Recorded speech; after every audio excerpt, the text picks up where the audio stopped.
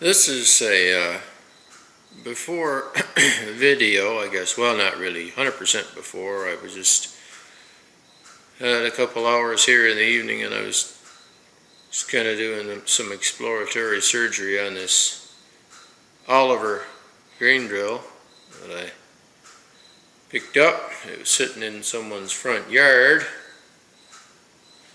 and so I'll tell you a little bit about it. It's an Oliver Superior. It was originally a horse-drawn grain drill, and somebody's typically cut the tongue off and installed a pull it with a tractor. I took the grass box off there because it was actually, it had fallen off.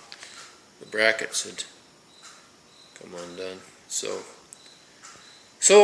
some farmer has at some point in time converted it over to be pulled with the tractor, amongst many other things. Now this tongue, it had another piece of 2x6 going across here, and then planks here on each side, and then it's bolted down. I can't see it likely, but there's kind of U-bolts on each side, and I'm 90% convinced this is not the original tongue to the drill. I've dealt with grain drills all my life, and I've never seen a grain drill with a tongue like this. I think this is a tongue off of something else. They probably broke the original horse tongue and they put this on at some point in time.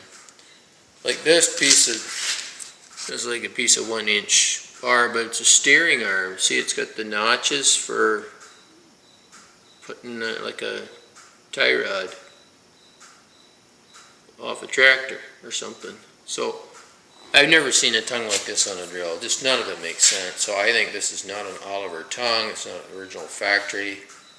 And so I'm just going to remove it all and put a proper horse tongue with proper bracing, and because this is going to be used with the team of horses.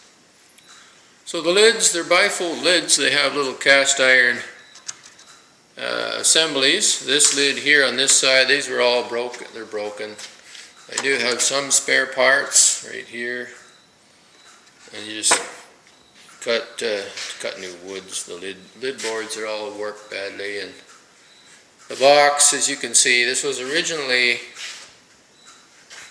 a combination seed and fertilizer box, and somebody at some point in time took the center divider out and just created one larger seed box. That was a fairly common thing to do, actually, back in the day. You can imagine this little piddly little seed box here on the front. You'd be doing good to get 2 bags of seed in there. So now you could probably put 4 or 5 bags of seed, make a huge difference in the run you could make, between having to fill up. So, but anyways, as you can see, I started tearing out. I think what they did was, this is the original floor of the fertilizer hopper. This was the divider, obviously, and it came up and fit into this little socket right here, and on each end has a little spot where the board would have come all the way up. And what they did was, I think they sawed this off and then bolted it down in here as a filler plate, and then there was a little piece of tin. They had a little piece of tin tacked down the whole way to make the grain slide ahead a little bit, but I can't imagine it slid very good. They must have had to have somebody riding on here, sweeping the grain ahead at the end, because there's like no slope to it at all. So I'm going to leave it as a single box just for the sake of the capacity, but what I'm going to do when I rebuild the box, I'm going to I have to replace this board here. It's all punky and gone. So we'll replace it, and then I'm going to put this floor, has to be a base board to bolt the metering cups onto. But then, and the back, right here, so back and floor, but then I'm going to put an angle board up here, about half, 2/3 of the way up, angle it so that the grain self-flows down into the cups. So anyways, I just had a few minutes here. I just got tearing into this to see what was to see. This drill's had a hard life. Somebody repainted it at some point in time. Well, probably when they redid the seed box, they decided to repaint it and all the paint's flaked off. It's laying down in the seed cups. I have no idea when it was last used. Oliver Superior. This back, the footboard that you stand on when you're sewing, like when you're driving a team, you usually ride on the back board here, at least I do. Somebody backed into something here with the, and they smashed this off, so I'm just going to put a new plank on, and I'm going to make it a wee bit wider just because I have big feet. I'm going to put probably a 1x12 in there. Get a good chunk of white oak or ash or something. Cut her in there and then put it all up. This is supposed to be up here, you know. It's just people just back and smash and crash into things, and just typical farmers. This handle is quite unique. This little lever here, if you put this lever in, squeeze it, and you can actually fold this handle up so you can back this thing right up tight to the wall. I thought that was pretty cool.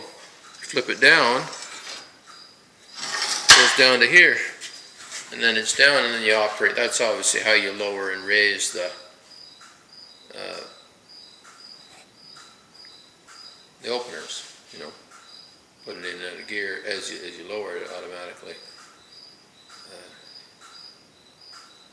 So anyways, I don't know. It was $200 out of a front yard. Probably paid too much for it considering the work it has to do. But frame is in good shape overall. There's no big bends or kinks in it. The only real kinky thing, as you can maybe see, this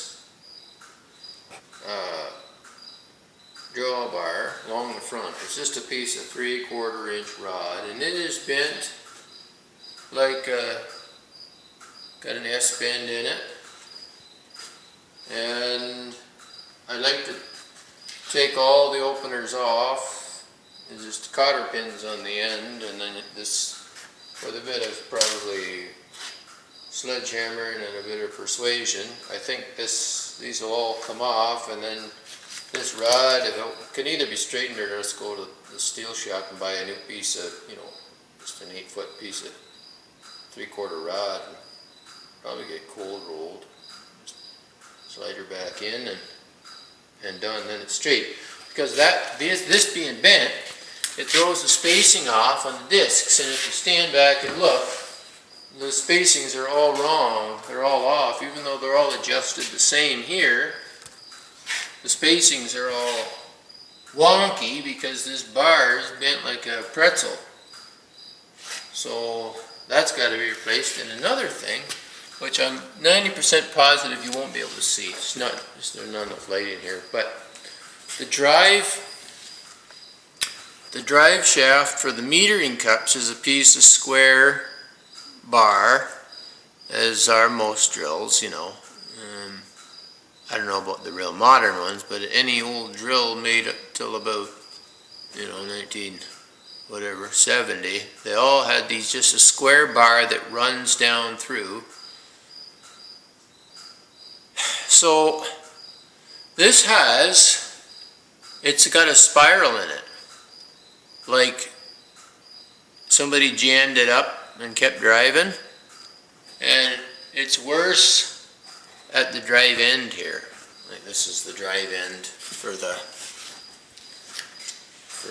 thing here on the if you're standing behind the drill looking forward, it would be on the left hand side.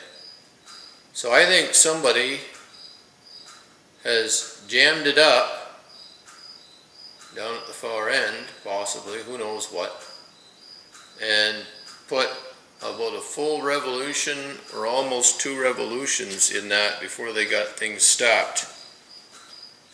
And so when I'm doing the box rebuild, I got to take all those cups off anyways.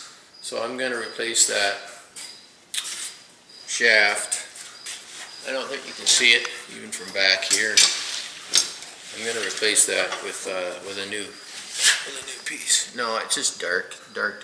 We got good fluorescent lights, but they just don't shine underneath. So anyhow, that's the Oliver Superior drill. It's probably going to wind up getting rebuilt in the new year. I don't have time to do it right now. I got way more important things to do, but this, I just had time. I thought, oh, I'll just tear into it and see what and get my head around the job. So this is going to be my drill next year, and once I get it redone, I got to do some work on my combine. I got to get in here in the shop and get working on it a bit.